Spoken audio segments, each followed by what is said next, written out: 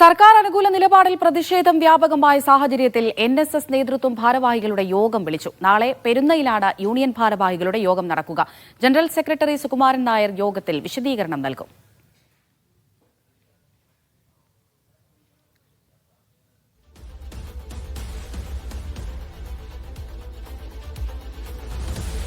ജോസി ബാബു വിവരങ്ങൾ നൽകാനായി ചേരുന്നുണ്ട്. ജോസി, നമുക്കറിയാം NSS അയ്യപ്പ സംഗമത്തിലെ നിലപാടിന് ശേഷം വലിയ തരത്തിലുള്ള പ്രതിഷേധങ്ങൾ സുകുമാരൻ നായർക്കെതിരെ ഉയർന്നു വരുന്ന കാഴ്ചകൾ നമ്മൾ കണ്ടു. പലയിടത്തും ഫ്ലക്സുകളും പോസ്റ്ററുകളും ഒക്കെ തന്നെ പ്രത്യക്ഷപ്പെടുന്നു.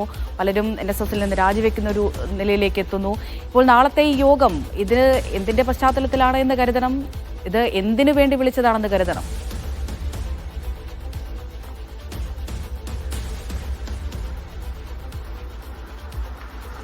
അമൃത, ശബരിമലയുമായി ബന്ധപ്പെട്ടുകൊണ്ടുള്ള ഇപ്പോഴുള്ള വിവാദ വിഷയങ്ങളുടെ പശ്ചാത്തലത്തിലാണ് ഈ യോഗം എന്നതാണ് നമുക്ക് മനസ്സിലാക്കാൻ സാധിക്കുന്നത്. കൂടാതെ ആഗോള അയ്യപ്പ സംഗമവുമായി ബന്ധപ്പെട്ടുകൊണ്ട് സർക്കാർ അനുകൂല നിലപാട് സ്വീകരിച്ചതുമായി ബന്ധപ്പെട്ടുകൊണ്ട് സംസ്ഥാനത്തുടനീളം പല NSS കരയോഗങ്ങളിലും സുകുമാരൻ നായർക്കെതിരെ പ്രതിഷേധം ഉയർന്നിരുന്നു. ഈ ഒരു സാഹചര്യത്തിൽ കൂടിയാണ് ഈ യോഗത്തിൻ്റെ രാഷ്ട്രീയ പ്രാധാന്യം കൂടുന്നത്. പ്രധാനമായും താഴെത്തട്ടിൽ എന്തുകൊണ്ട് ഈ നിലപാട് തങ്ങൾ എടുത്തു എന്നുള്ളത് നേതൃത്വം അറിയിക്കേണ്ടതുണ്ട്.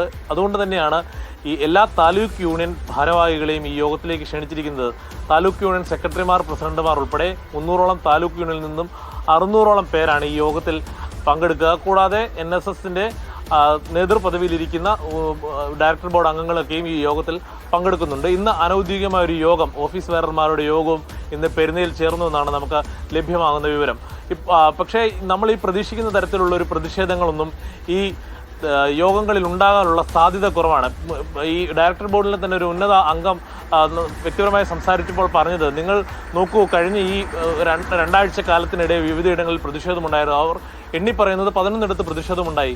എവിടെയെങ്കിലും ഒരു ബന്ധപ്പെട്ട ഭാരവാഹി ഈ പ്രതിഷേധങ്ങളുടെ മുന്നിൽ നിന്നിട്ടുണ്ടോ? അത് കേവലം ചില രാഷ്ട്രീയ താല്പര്യങ്ങൾ വെച്ച് ഏതാനും ചില ആളുകൾ ചില മാധ്യമങ്ങളുടെയൊക്കെ സഹായത്തോടു കൂടി ചെയ്തതാണ് എന്നുള്ള വിശദീകരണമാണ് നേതൃത്വം നൽകുന്നത്. അതുകൊണ്ട് ഈ നാളെ നടക്കുന്ന യോഗത്തെ അത്രത്തോളം വലിയ പ്രതിഷേധങ്ങൾ ഈ യോഗത്തിൽ ഉണ്ടാകുമെന്നുള്ളത് അവർ പറയുന്നില്ല. കൂടാതെ ഇതിന് മുമ്പ് ഒരാഴ്ച മുമ്പ് അവിടെ ഇത്തരത്തിലൊരു പൊതുയോഗം, ബജറ്റുമായി ബന്ധപ്പെട്ടുള്ള ഒരു പൊതുയോഗം നടന്നു. ആ പൊതുയോഗത്തിൽ പോലും ഒരാളെങ്കിലും എതിർ ശബ്ദം ഉയർത്തിയോ എന്നതാണ് നേതൃത്വം ചോദിക്കുന്നത്. അതൊരു യാഥാർത്ഥ്യമാണ്. കാരണം NSSൽ കാലങ്ങളായി അത്തരത്തിലൊരു വിമത ശബ്ദം യോഗത്തിനകത്ത് അല്ലെങ്കിൽ അവരുടെ ഫോറത്തിനകത്ത് ഉണ്ടാകാറില്ല.